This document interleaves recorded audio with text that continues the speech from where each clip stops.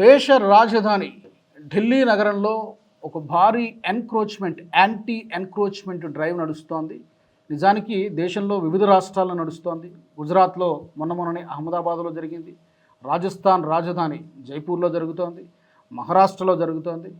In fact ఇక్కడ తెలుగు రాష్ట్రాల్లో కూడా జరగాల్సినటువంటి అవసరం ఉంది. సరే, ఇప్పుడు ఢిల్లీలో ఇంత పర్టికులర్గా ఎందుకు ఫోకస్ చేస్తున్నారంటే, రీసెంట్గా మీ అందరూ చూసే ఉంటారు, జూన్ 3వ తారీఖున మాలవ్య నగర్లో ఒక ఘోరమైనటువంటి అగ్ని ప్రమాదం జరిగింది. చాలా ఘోరమైనటువంటి అగ్ని ప్రమాదం అది. ఈ ప్రమాదంలో సుమారు 22 మంది చనిపోయారు. దానికి చూసినటువంటి ఆ దృశ్యాలను చూసిన అందరూ కూడా కంటతడి పెట్టారు. సరే, ఇప్పుడు ఈ ఘటన జరిగిన తర్వాత ప్రభుత్వం ఒక్కసారిగా ఈ అక్రమ కట్టడాలు ఎక్కడైతే ఉన్నాయో వీటిని తొలగించాలి.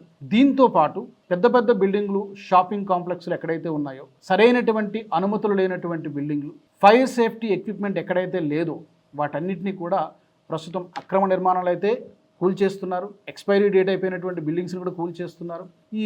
ఈ ఫైర్ సేఫ్టీ ఎక్విప్మెంట్ ఎక్కడెక్కడైతే లేదో, ఏ బిల్డింగ్స్లో అయితే లేదో వాటిని సీల్ చేస్తున్నారు. ప్రభుత్వం సీజ్ చేస్తుంది. ముందు అవి ఉండాల్సినటువంటి అన్ని ఎక్విప్మెంట్స్, అన్ని ప్రభుత్వ అనుమతులు తీసుకోండి. తీసుకున్న తర్వాతనే అవి రన్ కావాలి. ఒకవేళ అలాంటి అవకాశం లేకపోతే వాటిని కంప్లీట్గా ప్రభుత్వం స్వాధీనం చేసుకుంటుంది.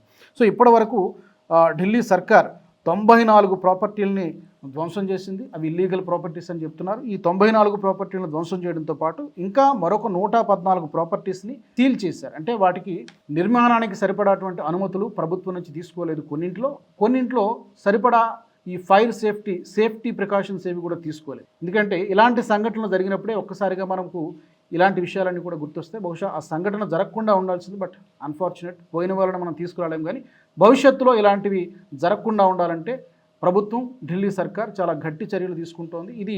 ఈ ఎన్క్రోచ్మెంట్ డ్రైవ్ అనేది అక్రాస్ ద కంట్రీ, దేశవ్యాప్తంగా అన్ని రాష్ట్రాల్లో, పర్టికులర్గా మెట్రోపాలిటన్ సిటీస్లో చేయాల్సినటువంటి అవసరం కనిపిస్తోంది.